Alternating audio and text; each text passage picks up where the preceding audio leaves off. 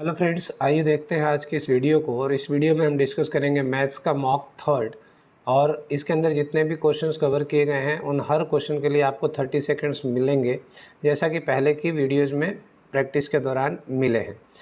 फिर वही बात रिपीट करना चाहूँगा कि जितने भी क्वेश्चंस हम कवर करते हैं इस पैटर्न पर आधारित क्वेश्चंस एग्जाम्स के अंदर पूछे जाते हैं। तो इन पैटर्न्स को बहुत ध्यान से सीखिए और इनसे संबंधित और भी क्वेश्चंस करने की प्रैक्टिस आप घर पर करें। तो चलिए शुरू करते हैं आज का पहला क्वेश्चन। पहला क्वेश्चन है, if x ratio y equals to 3:1 then x³ - y³ ratio x³ + y³ equals to what. आपका समय शुरू होता है अब। क्वेश्चन आसान है, 30 सेकेंड्स में हो जाना चाहिए।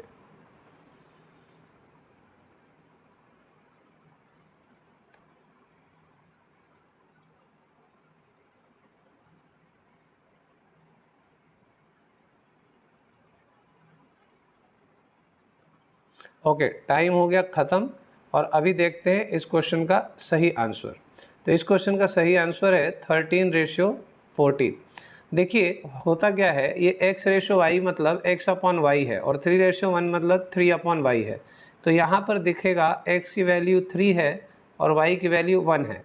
वो यहाँ पर रख दीजिए आप। 3 का क्यूब कर दीजिए माइनस 1 का क्यूब कर दीजिए, यहाँ पर 3 का क्यूब कर दीजिए प्लस 1 का क्यूब कर दीजिए। जब आप इसको सॉल्व करेंगे तो 27 - 1 बराबर 20, या फिर बराबर कर लीजिए या फिर रेशो कर लीजिए, एक ही बात है। 27 + 1 यानी कि 26:28 हो गया। और इसको आप काटेंगे तो 13:14 हो जाता है। बहुत आसान क्वेश्चन था, 30 सेकेंड्स भी लगने लायक क्वेश्चन नहीं है। थोड़ा सा इसको और क्लियर कर देता हूँ, आपको समझा देता हूँ। x ratio y equals to 3:1 दिया हुआ है। तो इसका मतलब कभी भी ऐसी संख्या आए तो x/y इक्वल्स टू 3/1 हो जाता है।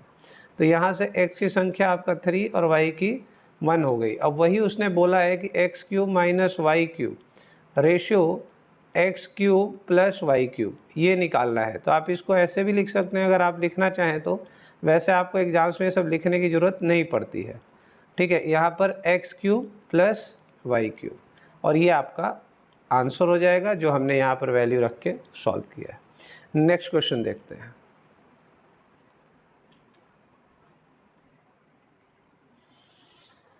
If A ratio B equals to 3:4, B ratio C equals to 5:7 and C ratio D equals to 8:9, तो आपको बताना है A रेशो D की वैल्यू। समय शुरू होता है अब।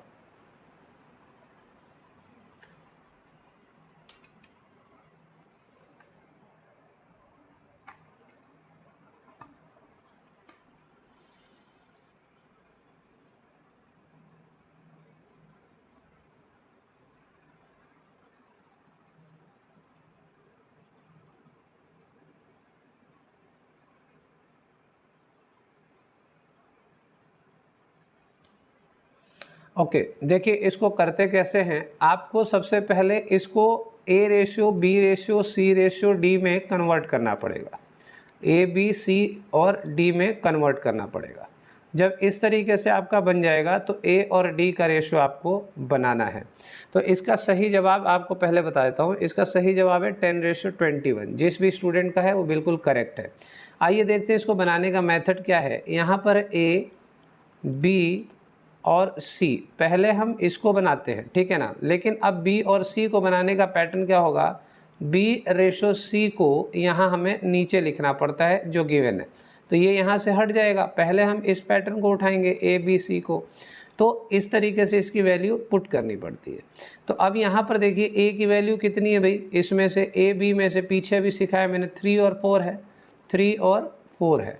और यहाँ से B और C की वैल्यू क्या है, 5 और 7 है, 5 और 7 है। तो यहाँ से आपको क्या मिल जाएगा, A, B, C। तो इसको कैलकुलेट ऐसे करते हैं, ये यहाँ जाके मल्टीप्लाई हो जाता है, ये यहाँ आके मल्टीप्लाई हो जाता है और ये यहाँ आके मल्टीप्लाई हो जाता है। यानी ये कितना हो गया, 15 रेशियो 20 रेशियो ये हो गया 28। अब ये क्या हो गया, A, B, C हो गया। अब आपको देखना है कि C और D अलग से भी दिया गया है। तो C के नीचे अब यहाँ पे रेशियो मैं बना देता हूँ D का। तो डी तो यहाँ नीचे आएगा, तो सी के नीचे आ जाएगा आपका क्या, सी के नीचे आ जाएगा 8 और यहाँ डी के पड़ोस में आ जाएगा, मतलब सी डी का रेशो आ जाएगा 9। तो अब यहाँ से आपका बनेगा ए बी सी डी, तो ये क्या जाएगा, ये वहाँ जाएगा मल्टीप्लाई होने, ये यहाँ आएगा मल्टीप्लाई होने, ये यहाँ आएगा मल्टीप्लाई होने और ये यहाँ आएगा। ठीक, तो अगर हम 15 × 8 करते हैं तो कितना हो जाता है, 120 हो जाएगा। ठीक है, 120 हो जाएगा। ये 20 × 8 160 हो जाएगा और ये आपका 224 हो जाएगा और ये आपका 252 हो जाएगा। तो ये बन गया आपका A/B/C/D। थोड़ा सा मैं स्लो कर रहा हूँ इसलिए कि आप समझ जाएं। अब उसने पूछा है A/D की वैल्यू क्या है, तो A की वैल्यू है 120 और D की वैल्यू है 252। ये आपका 12 से कट जाएगा, 10 टाइम्स गया और ये जाएगा आपका कितनी बार, 21 बार। तो ये हो गया 10/20। क्लियर है। चलिए नेक्स्ट क्वेश्चन देखते हैं।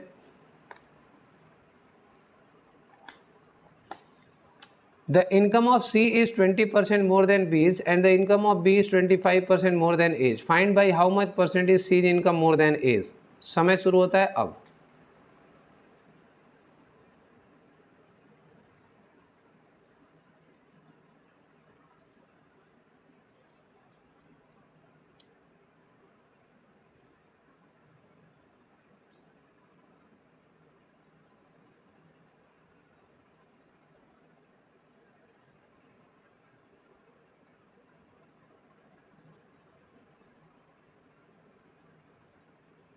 ओके, आइए देखते हैं इसका करेक्ट आंसर। करेक्ट है इसका 50%।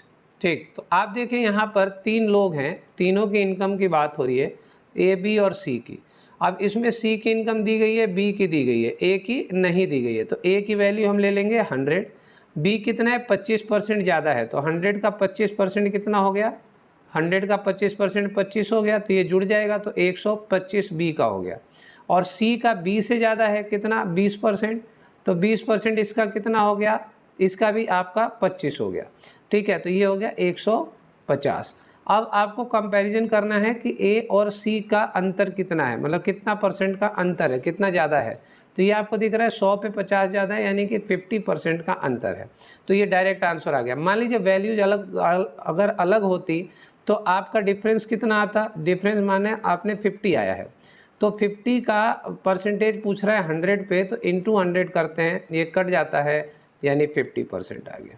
तो अगर संख्या 100 ना हो, कुछ और हो, तो डिफरेंस निकाल करके परसेंटेज को कैलकुलेट करना पड़ता है। Next question, Ram saves 14% of his salary while Shyam saves 22%। If both get the same salary and Shyam saves 1540, what is saving of Ram. Time शुरू होता है अब।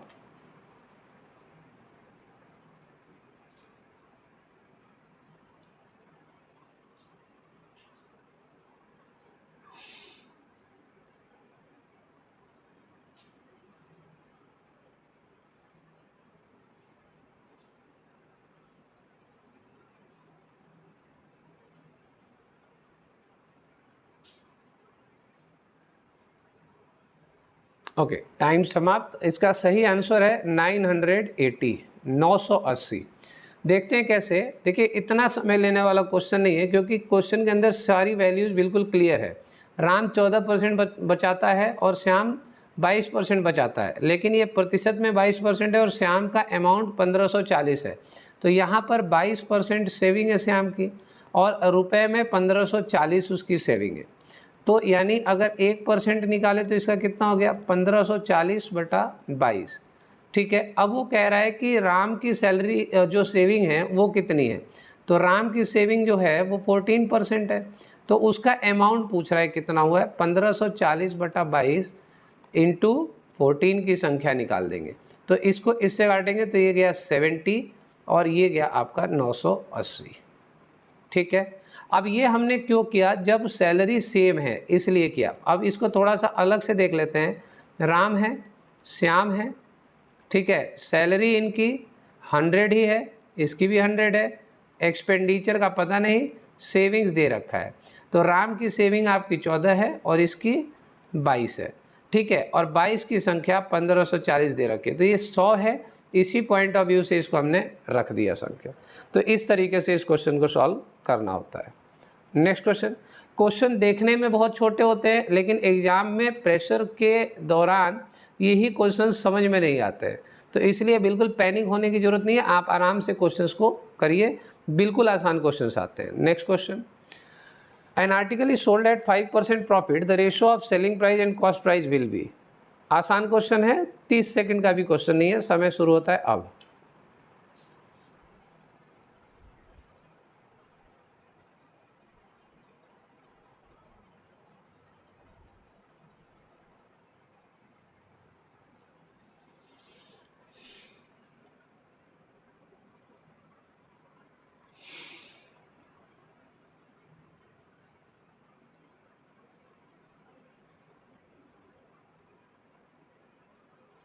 ओके, टाइम हो गया ख़त्म।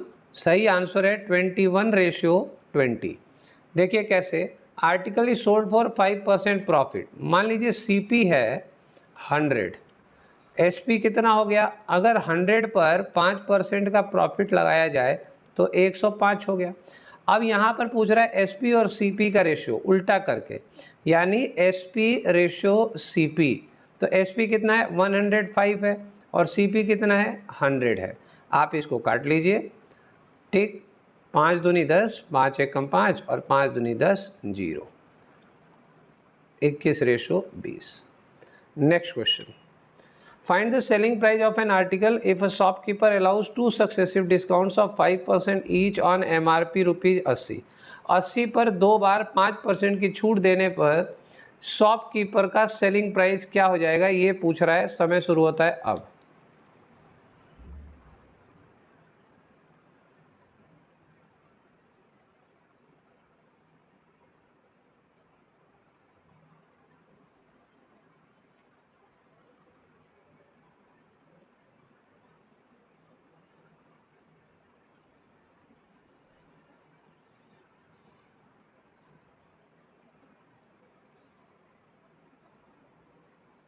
Okay, time up. अब देखिए इसमें क्या है, ये 30 सेकंड के क्वेश्चंस भी नहीं है। सही आंसर है इसका 72.20।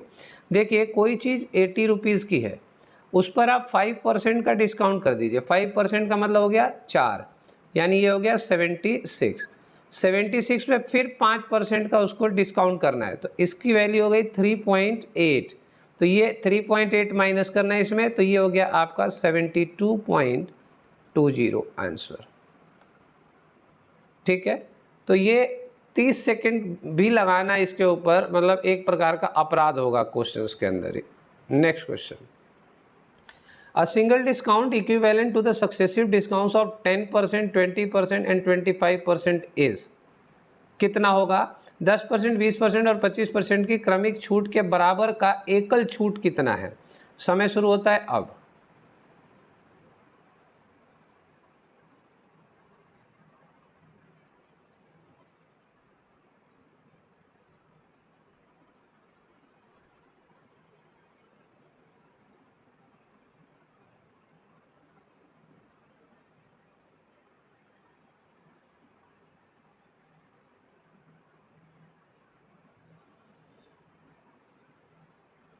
Okay, time up. सही आंसर है 46%। देखिए क्वेश्चन क्या कह रहा है, कोई वस्तु है 100, उस पर अगर सक्सेसिव डिस्काउंट मतलब एक बार छूट दी, फिर किसी रिक्वेस्ट किया, फिर कुछ परसेंट छूट दे दिया, तो ये सक्सेसिव होता है। -10%, यानी कि 10 वैल्यू माइनस करनी है, तो ये हो गया 90। अब 90 का 20% आपको माइनस करना है, यानी कि 18। तो 18 अगर आप माइनस करेंगे तो संख्या आएगी 72। अब 72 का 25% माइनस करना है, तो 25% की संख्या आती है 18। तो 72 में से 18 अगर माइनस करेंगे तो ये पहुंच जाता है 54।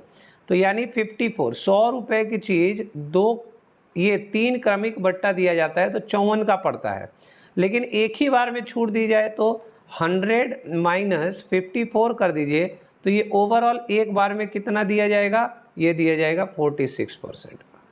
ये आंसर है जी। तो क्वेश्चन की लैंग्वेज को समझिए, लैंग्वेज समझ में आएगी तो क्वेश्चन बहुत आसान और कम समय में होने वाले क्वेश्चन होते हैं। Next question, the difference between a single discount of 30% on 550 and two successive discount of 20% and 10% on the same amount is. तो दोनों का डिफरेंस निकालना है आपको। 550 रुपये पर 30% की एकल छूट, एक बार में छूट निकाल दीजिए, और उसी 550 पर 20% और 10% की दो बार छूट देने पे जो अंतर आएगा वो आंसर होगा। टाइम शुरू होता है अब।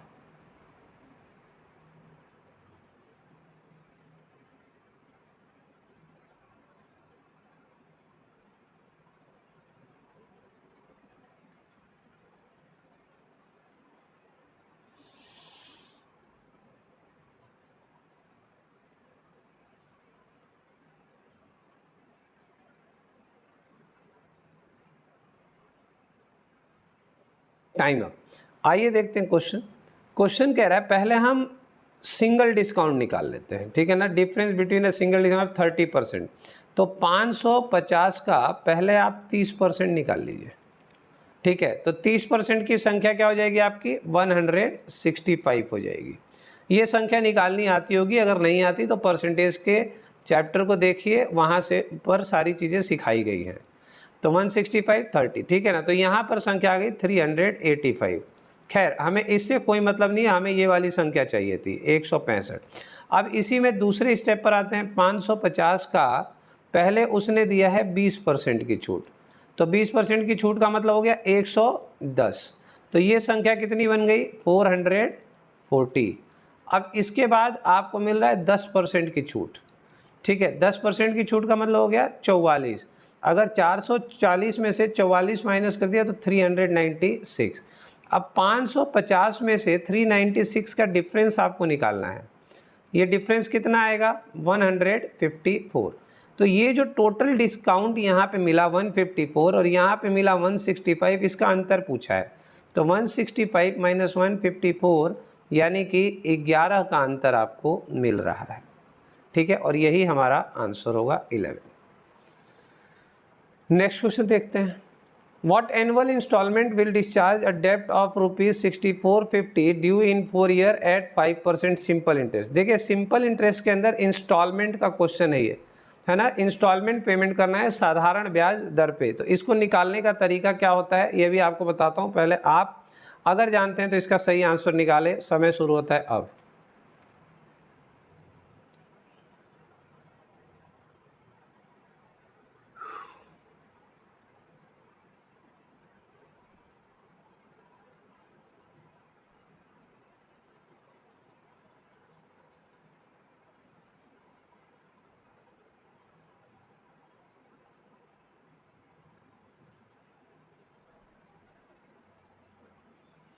चलिए टाइम हो गया ख़त्म और सही जवाब है इसका 1500। देखिए कैसे निकालते हैं साधारण ब्याज में इंस्टॉलमेंट। मंथली इंस्टॉलमेंट अगर बनाना पड़े तो आप मानिए कि यहाँ पर आप 100 लेट कर लीजिए, कोई अमाउंट आप 100 लेट कर लीजिए।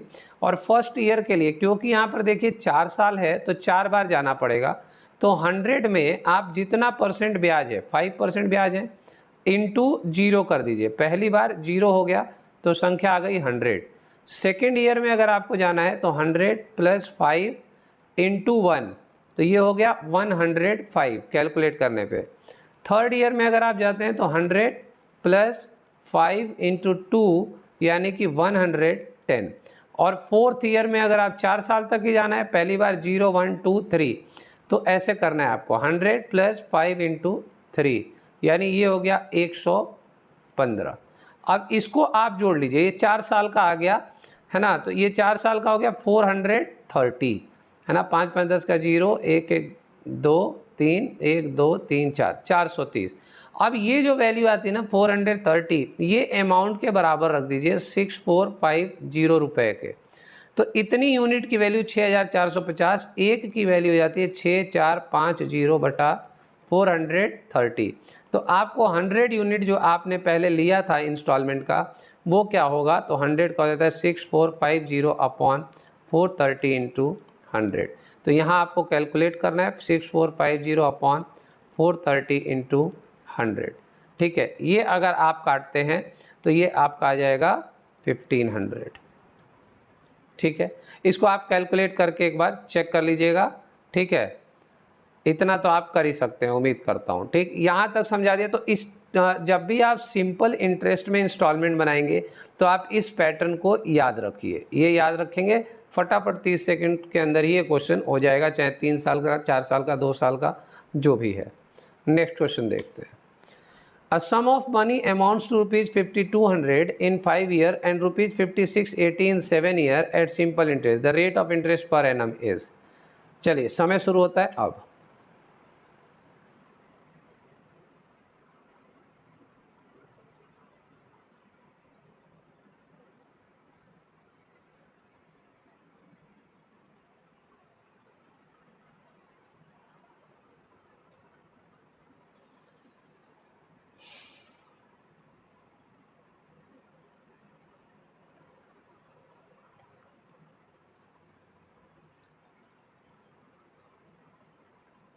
ओके, समय हो गया समाप्त। सही आंसर है 6%।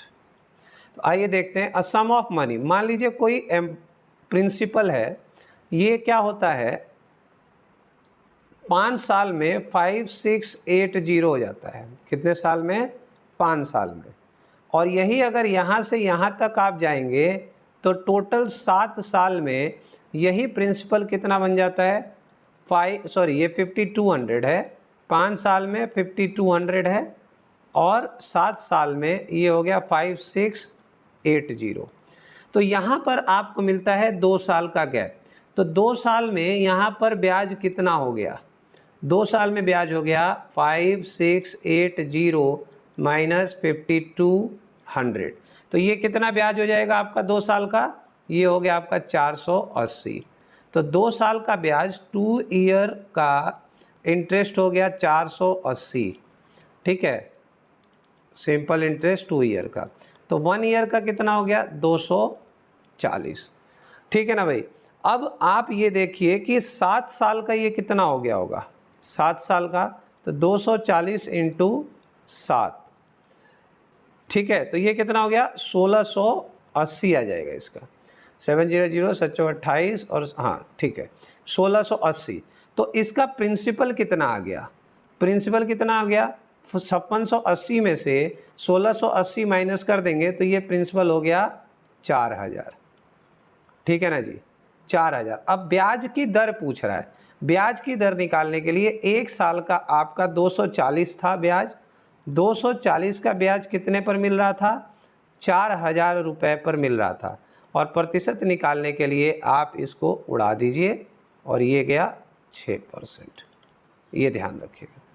ठीक, तो ये है क्वेश्चन। इस तरीके से इनको करने का। शुरू में जब आप स्टार्टिंग करते हैं अपनी क्लास का या प्रैक्टिस का, तो सबसे पहले आप क्वेश्चन को पढ़ के उसके भाव को समझ के उसको उसी के अनुसार करना सीखिए। जो भी ट्रिक्स निकल के आती हैं, जो भी शॉर्ट मेथड्स आते हैं, वो आपको प्रैक्टिस करने के दौरान पता चलता जाता है कि क्या छोड़ना है, क्या करना है। आप किसी भी शॉर्ट ट्रिक को रटने का प्रयास न करें, क्योंकि क्वेश्चंस एग्जाम्स के अंदर बदलते हैं।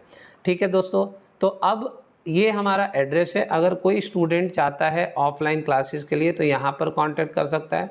Online classes face to face discussion वाली जूम पर अगर आपको ज्वाइन करनी है तो आप इस नंबर पर व्हाट्सएप करके कांटेक्ट कर सकते हैं। तो मिलते हैं अगली क्लास में, तब तक के लिए जय हिंद।